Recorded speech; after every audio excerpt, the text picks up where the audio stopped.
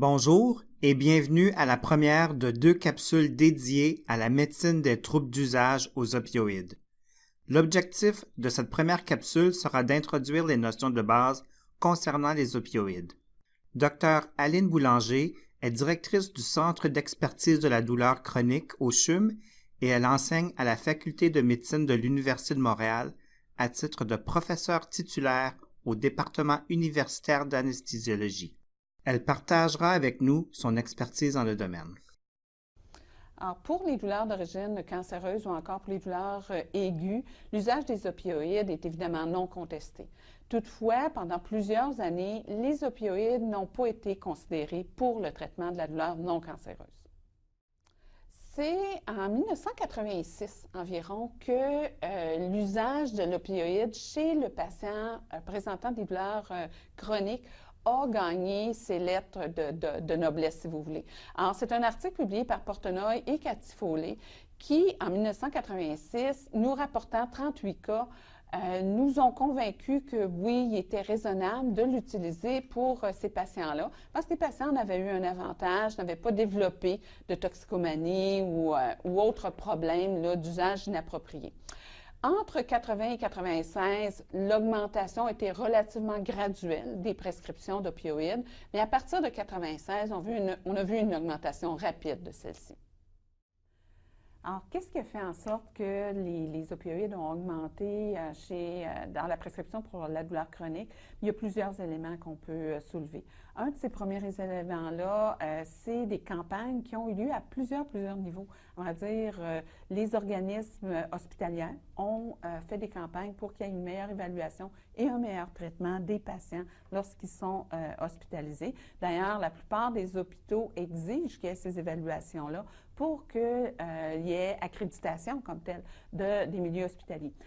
Plusieurs associations comme l'Association internationale pour l'étude de la douleur, l'Association américaine, l'Association canadienne de la douleur ont aussi émis des avis sur l'évaluation et le traitement de la douleur chronique.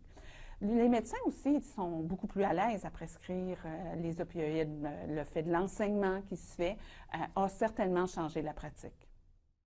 On a aussi, parmi d'autres facteurs qui ont certainement influencé les prescriptions, des compagnies pharmaceutiques qui ont produit de nouvelles molécules, qui ont produit aussi de nouvelles formulations et qui sollicitaient ou enfin faisaient de l'enseignement auprès des médecins, leur présentant les molécules et encourageant leur usage. Et enfin, on a aussi les patients eux-mêmes qui sont beaucoup plus informés, sont au courant de l'Internet, ils suivent l'évolution de la littérature par différents outils et qui sollicitent un traitement. À vrai dire, nos bébés boomers qui maintenant arrivent à la retraite veulent demeurer actifs et ils ne veulent pas être limités par la douleur. On divise les types de douleurs en 3. Douleurs nociceptives, douleurs neuropathiques et les douleurs centralisées. La douleur nociceptive est divisée elle-même en 2, somatique et viscérale. Et dans les 2 cas, c'est suite à un dommage qui est en développement ou qui est déjà présent. Et c'est des tissus autres que les tissus neurologiques. Donc, ça peut être la peau, les ligaments, les tendons, le foie, le rein ou autre. Et tout ça met en branle une activation du système somatosensoriel. Des exemples, les fractures ou encore un calcul rénal. Les opioïdes ont une place dans le traitement de la douleur nociceptive. Règle générale, on les place en 2e ligne, après l'acétaminophène et les anti-inflammatoires. La deuxième grande famille de douleurs, la douleur neuropathique, elle aussi divisée en 2, soit périphérique ou centrale, dépendamment si l'origine du dommage au niveau des neurones est sur un nerf périphérique ou encore au niveau du cerveau ou au niveau de la moelle. On comprendra ici que le système est complètement perturbé. Il s'agit vraiment du système qui normalement transmet la douleur, qui devient le générateur de la douleur. Des exemples, le zona, les polyneuropathies diabétiques. Quelles sont les places des opioïdes dans le traitement des douleurs neuropathiques?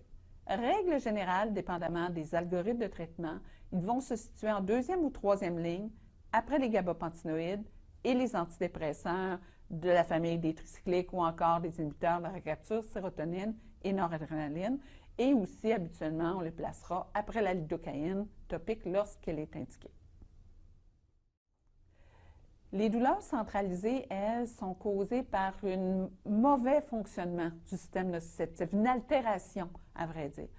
Au final, on comprend qu'il n'y a pas nécessairement de dommages tissulaires, il n'y a pas de dommages au niveau des neurones non plus comme tel, mais c'est vraiment une perception qui est altérée. Des exemples, fibromyalgie, côlon irritable.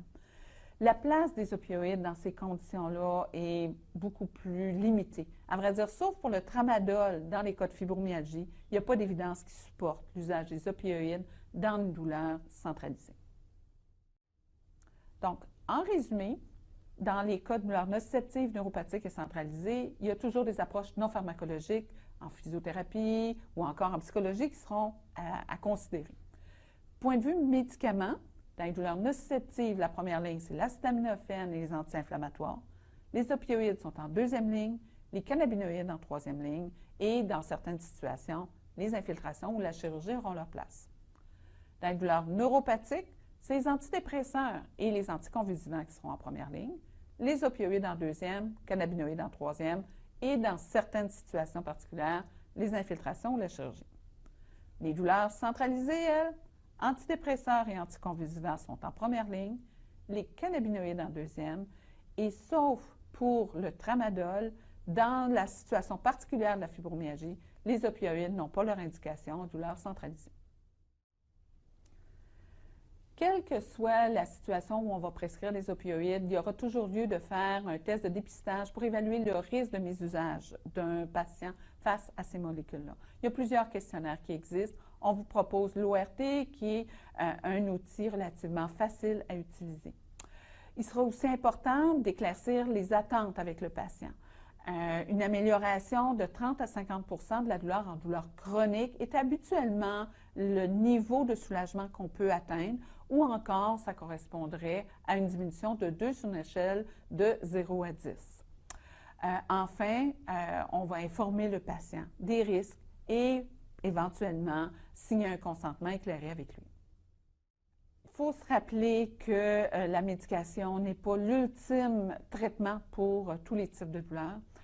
Les approches thérapeutiques sont multiples, que ce soit la physiothérapie et autres procédures de réadaptation, la psychologie, l'acupuncture, l'hypnose.